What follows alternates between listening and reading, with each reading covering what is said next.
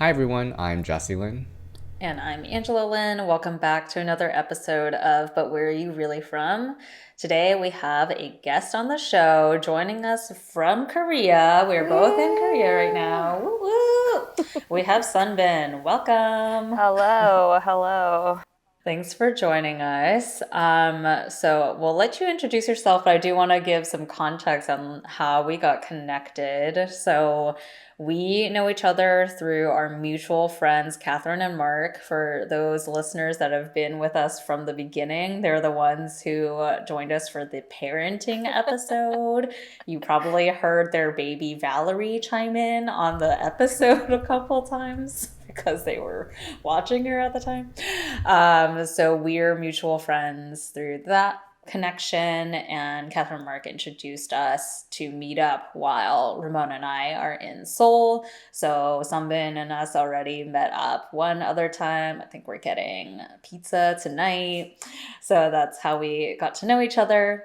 And based on when we met, I was like, oh, she has a super interesting background and like kind of life story going on, as especially in relation to all these questions we constantly ponder about around identity and kind of like where we're from, who we really are, blah, blah, blah. Anyways, so I was like, please be on our show. And she agreed. And so here she is. And so Sunmin, we'll let you introduce yourself, whatever, however much you want to say about yourself, but also slide in the typical question of, but where are you really Oh from? boy. Very compact question, at least for me. Hi. So my name is Sunbin. I was born in Korea. Um, but then I have actually spent half my life in the States. I grew up there for about in a small town in Maryland. Also spent a significant amount of time in Korea for middle school and high school as well. And then I went back to the States, Pittsburgh to be specific, for college. And then I've been back in Korea for about 3 or 4 years. And then now, actually, this Friday, I'll be heading out to San Francisco to start graduate school. So kind of here and there. So I guess if to answer the question of where I'm from, I would say both Korea and the States. Yeah. Wait, what are you going to grad school for? Um, I'm going to grad school for real estate development and design. Um, Oh, nice. I'm doing something similar to it currently. I work at a real estate company right now, a startup, and I just wanted to learn some more about it and get it, and actually make some more money as well while I do it. So Hey, the startup you were working at was a little cooler than just a real estate startup. Maybe you can. we build kitchens. I don't know if you guys heard of the concept of dark kitchens. So they're basically delivery-based kitchens. So for me, I'm on the real estate side. So we do the fit out of these kitchen facilities. Yeah, I think in the US they're called ghost Hmm. kitchens. So Right. Jesse, I don't know if you've heard of that concept. I have Basically, no it's idea. like when you go on like DoorDash or whatever, not all of those places that can deliver actually have like a physical place. A lot of them Oh, Hmm. have okay. like they make their food in like one of these ghost Yeah. kitchens Got and it. Got it. Got it. yeah. Got it. I'm uh, Interesting. Very mysterious. yeah. I mean, I'm sure like some of these kitchens like run like multiple like brands. So like you might think that you're ordering food from like three different places, but it's actually from the same place. But I mean, the concept of this was interesting, which is why I got into it in the first place. But now I just want to be able to do some other stuff with real estate. Let's go into kind of your background a little bit more. So the way you described it is really interesting. Part of why I was like, oh, super interesting background is like I feel like a lot of times when we meet people who have like split their lives between the motherland, Asia, and the US, it's usually like more clean cut of like I moved when I was 12 and then I haven't been back or like whatever versus yours is very much like kind of like you've been back and forth during like very different kind of developmental stages of your Right. life. And so I guess that's like that's very different than a lot of people that we meet. And so just to kind of like recap what you mentioned. So you were born in Korea, but I think you told me when we first met that you lived in the US basically from when you were like a baby Right. until like right before middle school. Is that right? Yeah, so I got to the States when I was like 18 months old, from what I heard, 18 months old, and then I was there until I was 11. So like I think I left halfway through fifth grade, and then I came to Korea, and then started fifth grade. That's super interesting to me because for all intents and purposes, like to me, you are like Korean American then because you basically were like no one remembers anything from 18 months old, right? Like your memories don't start forming until you're probably like 4 or 5. So by the time you can like remember things and like you're learning how to talk and stuff, you're in a like very American environment, especially you said you're like Baltimore, Maryland area, like a very not like Asian as the default kind of environment. Right. And I just like kind of was picturing myself of like if I went back to Taiwan when I was like 12 or whatever, 11 or 12, like would I really feel like I could keep up and like could fit in. So for you, like technically being born in Korea, but like essentially growing up as an American kid in the formative like first few years, what was that like when you guys moved back to Korea? And like, I guess, why did you move back? And then like, how did that feel when you were going through that transition? For me, like obviously it wasn't by choice. My parents had found a new job back at Korea, and then obviously the entire family had to move. So it wasn't by choice. I begged my parents if I could stay at a friend's place, but obviously that wasn't going to happen. But the transition was pretty brutal, to be completely honest. I think I had it a little better because I was a part of a class with all these kids from foreign countries. Like, so all these kids were from foreign countries, like were living in foreign countries for like more than 3 years. So it was like an adjustment period for us for that entire year. So I think it was relatively easier, but then once we got mixed into like all the quote unquote like normal like Korean kids, I think that's when it was tough. And I thought I was pretty Korean because like I went to Korean school and I thought like, oh, I can speak Korean. But then once I actually got there, I was very traumatized. I couldn't say a single word. Like I couldn't even buy like a subway ticket. I had to like ask my parents. I was like, I can't. Like, can you help me? So like I was like, I think the transition was a lot tougher than I thought it would be, because I thought I would like jump right back in because I am like Korean, but I was very sad to be moving back to Korea, but I'm grateful at least to be able to have both experiences, as tough as it was. Yeah, I can like totally empathize and imagine that because we did Chinese school as kids until we were like 17, but we've always said like I mean, for us, it was like once a week. I don't know if it's the same for you with Korean school, but like, yeah, it's like once a week for like a couple hours a day. You just will never make the progress as like the same age person in the motherland because you're just not exposed to it as much. Like, I'm sure your parents spoke Korean at home though, because our parents spoke Chinese at home, but it's just not the same thing because talking and like reading and writing so different. It's just like definitely different. And like I think like I tried to, because I was like in the top class at like Korean school, so like I would like try to I would like speak to like all the elders like at church like in Korean, and obviously I was like, I can get by, like it's not a big deal, but obviously like you said, it's a lot more harder because I wasn't like completely immersed in Korean culture. But yeah. That was us too. My mom had me like skip grades in Chinese school, so I definitely thought I was like really good. Wow. And then, but whenever I talked to my cousins, Yeah, Jesse, I was like 2 or 3 years ahead. All the kids were like older than me. But Not me, but girl. no, and then when I go back to Taiwan, like whenever I go back and my cousins talk to me, there's something about like even just like your native tongue, you talk a lot faster than people realize who are not native in that language. Right. So like when my cousin talks, honestly, sometimes I'm like blink, blink, blink, blink. I'm like, what are you saying? Because he's talking so fast.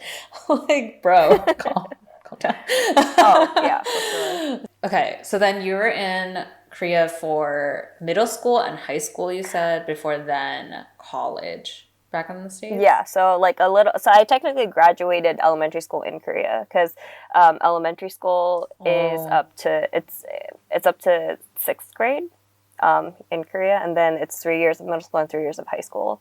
So I was in Korea from like the Korean fifth grade until like 12th throughout high school. Yeah, and then went back to college in the States. Yep.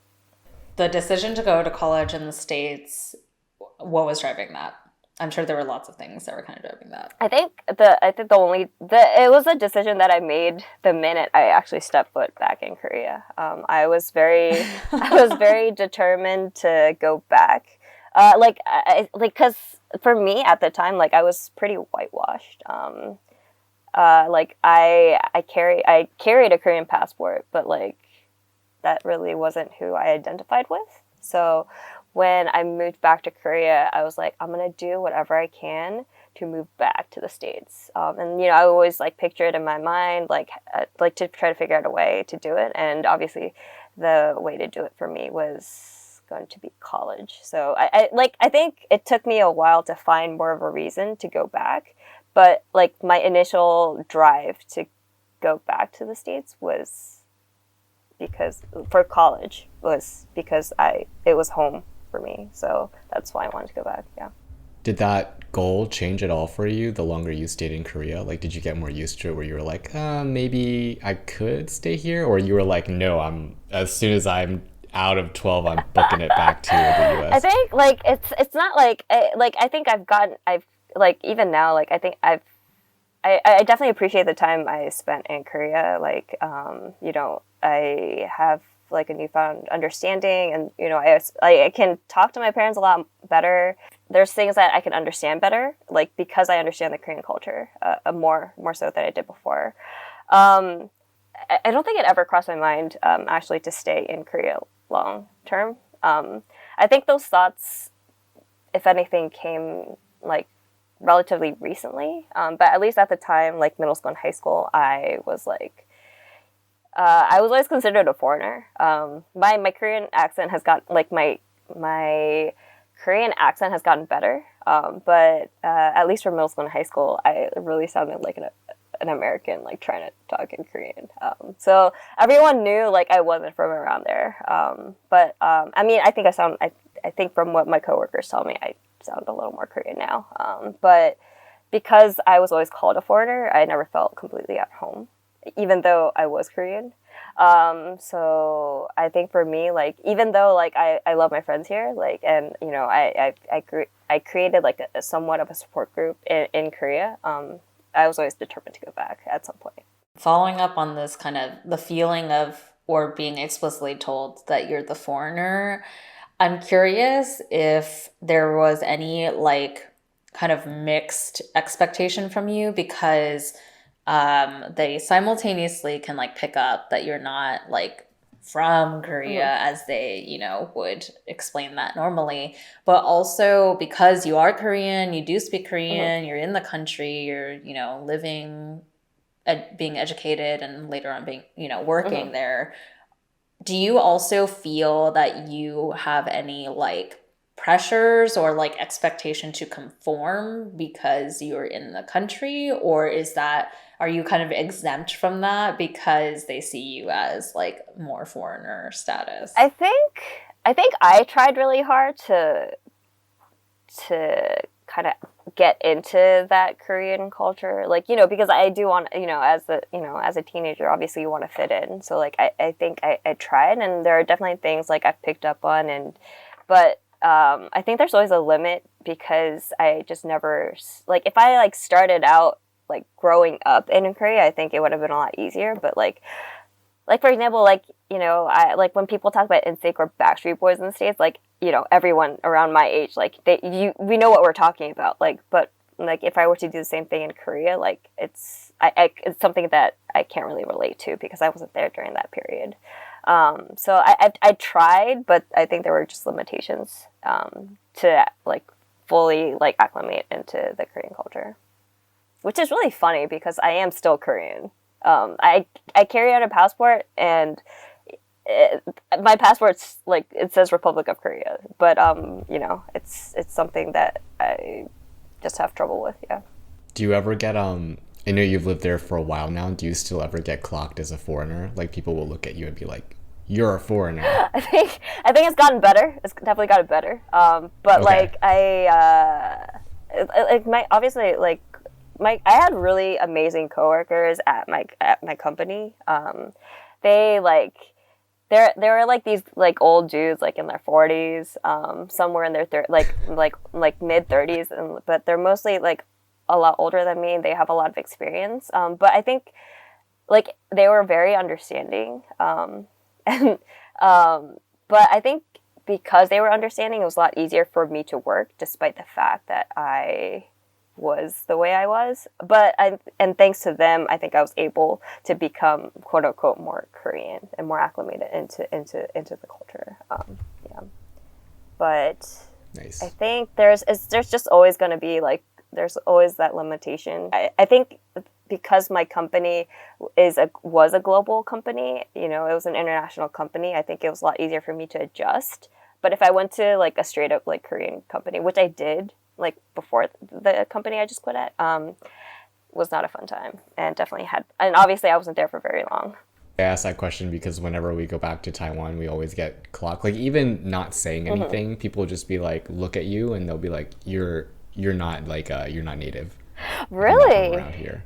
And they always figure it out somehow. I don't know It's how. the vibe, I think. Like I think there's like this weird like Asian American vibe. I think I haven't been called out in a while, I think, but I think at a certain point like people could definitely tell just by looking. It's the vibe. I don't know what someone told me it's like how I walk, apparently. I like apparently walk like With more conviction. yeah, apparently. Someone and I like someone took a video of me walking. I was like, oh, I guess I kind of do, but I guess I like walk with like more like determination or force. I don't know. I guess it's not very Asian in a way. Apparently with more swag, which I have no idea what that means. I guess it's the walk. I don't know. Well, actually, let's get into that a little bit because I've talked now to a few other Korean people about kind of like Korean Americans versus Okay. Koreans, and I've been hearing this sentiment that like actually a lot of Korean people like don't like Korean Americans or they Ooh. have low expectations of Korean Americans who move back to Korea because I guess I had heard them say Okay. that it's like I think Korean Americans supposedly come in a little bit too cocky or like that they have like they are above Koreans or they have so much to like teach you and they kind of come in with that kind of attitude. So then they don't bother to like learn more about actual Korean culture and or try to integrate or anything like that. And so then there's almost like a initial turn off just because they're Korean American because they expect them to have this type of kind of like attitude.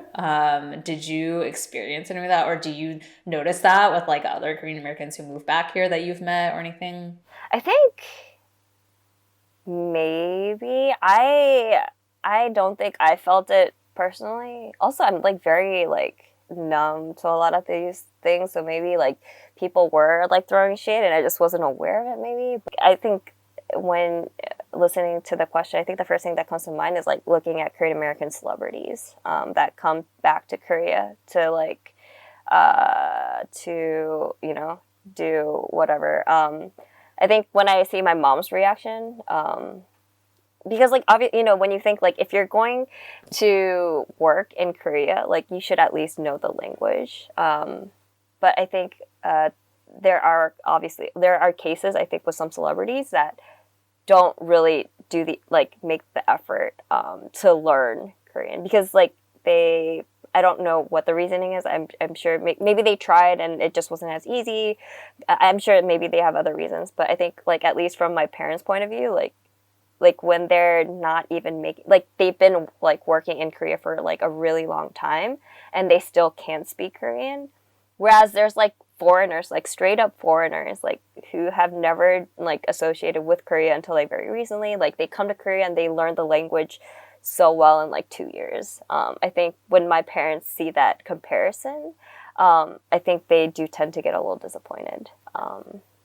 But I mean, I feel like, if you're coming to Korea, like you should at least know the language. I think that's why. I think maybe it comes from cockiness. I don't know, but I don't think I feel it that much, maybe. But again, I'm very numb to it. I haven't felt it, I think, personally. But then again, I'm not really Korean American. I don't know what I associate myself with. I don't know. I don't know. So, what was the opposite experience like when you went from Korea back to the US for college? That was fine. Did you experience any? That was so Oh, really? fine. I like fit in just perfectly fine. I didn't feel like a disassociation whatsoever. I mean, like it was a lot. The transition, I think, was a lot easier. It was like very familiar. So even though it was a different city, like very familiar. Obviously, my English like was not upgraded to a college level. I mean, yes, I took the SETs and everything, but like, speaking wise, like it wasn't to that level. So like maybe there was a little trouble with like vocabulary, but like the at least the cultural like transition, like it was very seamless. Yeah, it was very, very easy. Also, like, I think in some cases when international students move to the States or to a different country, they, in some cases, they tend to stay in that bubble of international students. So they don't really branch out. For me, like, I didn't want to do that. So for me, I think I tried to make the conscious decision to at least branch out to, like, everyone and not just close myself off to international students, because like I feel like it's very limiting. Like I feel like if you're there, like you should be able to like immerse yourself in the culture and like be able to like take advantage of it. And if you just just kind of close yourself off, like it's such a you're paying, it's really expensive to go to college in the States as an international student. I would like to make most of every buck that has been put into it. So for me, like I tried. I think maybe that's why my transition was a lot more seamless than others. But for me, like it was really great to be back in the States. Were there any culture shocks? Like specifically, I'm thinking dating. Because dating in Asia is so like wholesome, I feel like, compared to in the US. The thing for me is like, so I went to an all girls middle school and high school. I mean, obviously, people can date; it doesn't matter. But I was very I did not have that many options. I didn't have as many opportunities.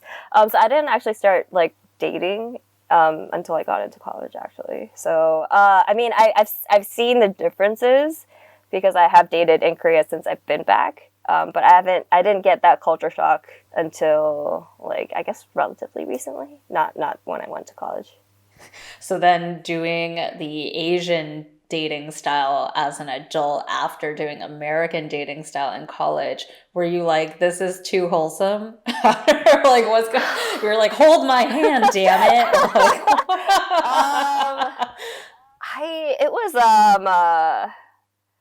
it was interesting. I think the thing is, like, even in Korea, I think I really hope my parents don't listen to this. They probably won't. But I tried to find someone for me because I feel a lot more Americanized and I feel Korean. So I just feel. I mean, I always asked when I was like back in Korea, I would ask my friends like, if you could, like, can you introduce me to someone? Like, can you like set me up on like a date? They never did. Thanks, guys. But like, so I like would try Tinder or like Coffee Meets Bagel in Korea. and I would find people like who are not Korean, at least, or if they were Korean, like have a similar background to me. I did date Korean people. I don't know. I feel like I don't know if my experience can like define all like the average Korean like dating life. And also like dating in like a Christian setting is like very different as well, which I did the only like super like serious relationship I had was in Korea was like in a Korean like Christian environment. So I feel like that's like a double whammy with like wholesomeness. So I don't know if that was a good thing or a bad thing. Gotcha. It was interesting, but yeah, very different experience obviously with dating compared to the States. Oh, I hope this does not come off offensive. If it does, I'm sorry, but I don't know how else to ask this question. Is because you have essentially you have an American accent when you speak English. Yes. Like, did you find that there were unexpected kind of like benefits to it or like drawbacks to it? Because I imagine like because you described your transition back to the States in college as like fairly seamless. And for me, I'm just imagining that being able to speak English without like a Korean accent was probably like really helpful for that because then I don't know whether people have like a knowing bias or like explicit bias. I think some people just are like less willing to engage with international students who have like worse English, quote unquote, worse English or like English with an accent because they just don't feel as like as strong of a kinship or whatever to them. So did you feel like your accent like in English benefited you or did you get any like weirdness with like other international kids because you had, like perfect English, anything like that? I don't know about drawbacks, but I think it's definitely an advantage. Like anywhere I went, I think you like said it perfectly. I think probably the big reasons, like one of the big reasons why my transition was quite seamless back to the States was because I sound like one of them, one of us. I don't know, one of them. So I think I think the thing with the accent, I think is like what people are maybe comfortable with. Also, like if whether or not you can understand them. I think even with work, like my past job, I had to speak a lot of my work was in English. So I think for me, it just made it easier to when someone can. I think with the accent, when someone can understand you, it just makes things a lot easier. So I think whether it was college or work, because I sounded like somewhat coherent, I think it definitely made people, I guess, listen a lot more easily than if I had a Korean accent. So definitely more benefits than drawbacks, which I'm definitely thankful for. Yeah.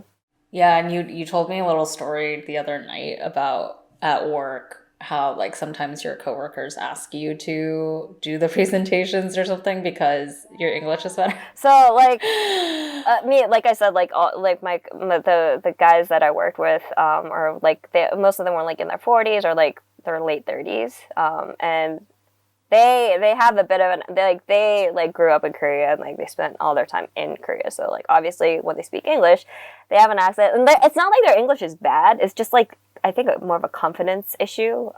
But like he would like there was just one coworker who would like kind of tell me to do because I sound more coherent. So like he honestly his English is fine. Like it's just like it's not perfect, but like for someone who like grew up and is in Korea and like are in their 40s and like trying to speak English and get their thoughts across, like he's fine. Like he might be missing like an the here and there, but like he can definitely get his thoughts across. But like he would always ask, if I'm in the same meeting, he would always ask me to do like a presentation or like answer it. He'd write the answer like in Korean and it's like, this is the answer. Like, can you like tell them this?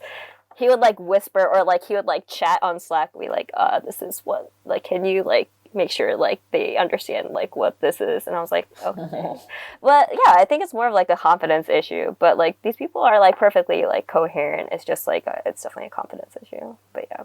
Because Korea is like globalizing so quickly, and like the kind of intermix of, Korean culture being exported to the West and also like importing Western stuff into Korea, did you find that? I mean, you mentioned that this last job you had was a more global company, but do you feel like, because that's kind of where things are trending, the ability to kind of bridge both cultures is like a big benefit and something that is going to continue kind of being an opportunity for people who can speak both languages and like, traverse both cultures? Because that's kind of the sense I get. Obviously, not with like super old school or conservative companies, but like tech and future innovation and whatever. It kind of feels like it needs to be this newer environment with different types of talent now. I think with any like, I mean, you guys are also bilingual, or trilingual, I guess, and or quadlingual. I don't know. Like, I mean, you guys speak more than one language, fairly free, Yeah. like fluently. So I think having I think it's a privilege to do that. Which I think for me, like that's why I am very thankful that I was able to move back to Korea, like in middle school and high school, because if I didn't have that, like I would probably be only like be speaking English, and like my Korean would probably like be very barely like passing by. But like I think being able to speak more than one language is like, I think like being able to bridge like multiple cultures into one, especially in such a global climate, I think it's a huge advantage, and also I think it's a huge privilege. And I think being able to understand like both cultures, I think it allows, like, I think when you get a lot of questions, like you can at least answer in context and be able to make a better representation. I think a lot of people ask me about Korea, and like obviously I want to be able to represent it well. And I think when I am able to understand like either if it's U.S. culture or an English-speaking culture, like I can make like a connection that people can easily like understand. Am I making any sense? But like I think it's just because I have an understanding of like more than one culture, like it allows me to like help other people understand that difference as well, or similarity. I just had a quick question. I wanted to know what your thoughts are on the difference between academics in Korea, going to college in the US, and then if you worked in the US, how that is like versus working in Korea. Because we very often have this thing where it's like academics is like very competitive in Asian countries, and then like the students come here and they're like, easy. What? Really? Aside from the language aspect. Oh. Yeah, I feel like aside from the language aspect, I feel like a lot of people are like, oh, it's not as difficult. My high school was very competitive. I went to an all-girls school, and then I went to something called a foreign language high school. So you had to take a test to get in, and you had to have really good grades. I guess it's the equivalent of a magnet program in the States. So I'm not trying to say that I'm smart. I was just very surrounded by like very competitive people, and especially when it comes to girls, I'm not trying to like I'm not trying to be sexist or like biased or anything, but like they tend to get a little more catty and very sensitive, and like when the stress piles up, it gets more intense. So I think it was like very competitive and very, very like a little toxic.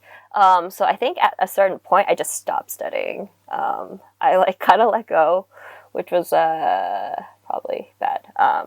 My parents were not happy, but I mean, I got a good enough grades to be able to go to a school in the States, obviously. But for me, I like maybe that's why. But I also studied architecture, so for me, like it was harder, like to study in college. Maybe it's easier for some people, but that's just not me, because I apparently did not study enough in high school. Yeah, I guess your track is very different. It's like very specialized. I feel like a lot of other students are going into very, they start with like the very generic, like core mathematics, economics, whatever classes, and they're like, oh, it's quite simplistic. But yeah, Probably architecture is a little bit different. Yeah, I mean, everything was very new, and like, you have this like very like vague, like very vague, like rainbows, like sparkles, like dream, like vision of what architecture is, and then when you actually start doing it, it's really not what it seems like. I mean, I'm jealous. Like, I wish I had the easy way out. Like, for me, college was really rough. I actually had to take, I got like burned out like halfway, like not even halfway through, like towards my like, it's a 5-year program. I got burnt out like my 4th year. I took time off. Like, I took a year off. So like, I don't know how other people are doing. But I did not do very well. Again, I think I'm an exception to the average Korean person. Like, in a lot of categories. This is just one of them. Yeah. So we always end on a closing section that we call the fortune cookie because we always like to end on a sweet treat. Ooh. So the question's always kind of like trying to be a high note. So we wanted to ask you, what are you most looking forward to moving back to the US, and what are you going to miss the most about Korea? Oh.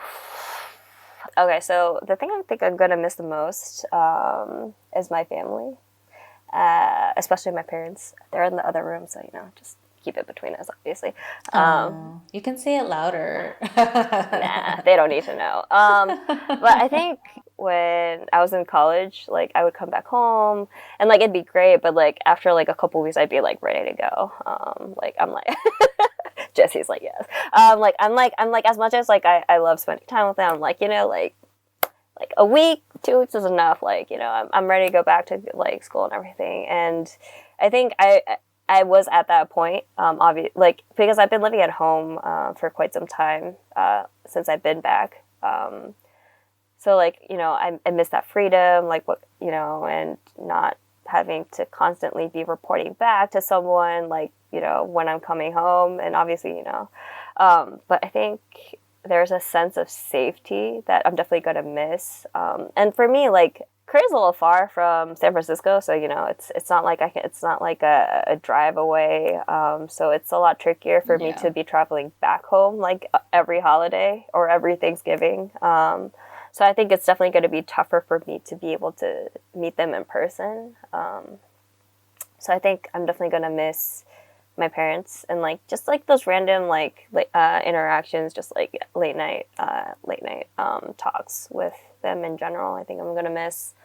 But I am excited, I think, to be back again. Like San Francisco, it's a new city. I have never lived there, but I think I'm just excited to be back in a culture that I feel more comfortable with. As much as I feel comfortable now in the Korean culture, a lot more so than before. But there's always something in the back of my mind, somewhere in my heart, that it's so strange. Again, I still hold a Korean passport. I don't have an American passport. I'm full on Korean. But there's just a sense of home, I think, that I'm excited to go back to. I don't know if I told Angela this during our dinner last time. I went to the UK a couple of months ago. And again, never lived there, visited a couple times. But just the fact that the minute I like set foot there, I just felt very comfortable. Like being able to speak English in that environment. Not that my English is like all that great. I just feel a lot more expressive in English, more so in Korean. And just being able to be in an English speaking culture was so relieving and so more comfortable. So like just UK, a country that I've never been to, being that comfortable and just feeling that, I think that's also what drove me to pursue grad school back in the States, because I miss that culture. I miss that familiarity and like that comfortable like feeling. I'm just really excited to be back in a place where I feel more at home. Yeah, I think we talked about at the dinner, but it's almost like because you feel more comfortable speaking English, there's like a part of your personality that is like unlocked because you can like fully express yourself, as opposed to maybe there's certain like vocabulary or slang or whatever that you're missing in Korean that doesn't allow you to like express your full self. For sure. Yeah, I mean, I think I said this like during dinner too. I was like, when I get like emotional or like angry, like things get really aggravated with my parents, like I'll start in Korean and then I'll go into English because like there's just a limitation to my Korean. I'm just like, God damn it, man, gotta speak in English. And then they're like, don't speak in English, speak in Korean. And obviously the fight goes back into Korean. But there's like, I think, yeah, so I'm definitely a lot more expressive in English than Korean. So yeah. Well, the Asian American community welcomes you back with open arms. Yes. Excited to go back. Yeah. Awesome. Well, thank you so much for joining us and providing your perspective. It's been cool to hear kind of your back and forth and the different challenges and good things that came with that. Thank you for having me. I felt like I don't even know what I was saying. Hopefully, it was some. I hope you get there was a bit of substance that you guys could work with. But yeah, I think this was really nice. I'm glad I had a chance to talk to both of you. Yeah. All right, listeners, if you have any questions for Sunbin, although she's going to be busy soon with her grad school, but if you have questions for her or you have perspective you want to provide, also if you kind of like feel a kinship to this third culture kid vibe that we threw out there, write us in at tellus.where-you're-from@gmail.com, and we can pass on any questions that you have or share any stories that you want to share about your life on the show. And come back next week because we will have another new episode for you then. And until then, 再见, bitches!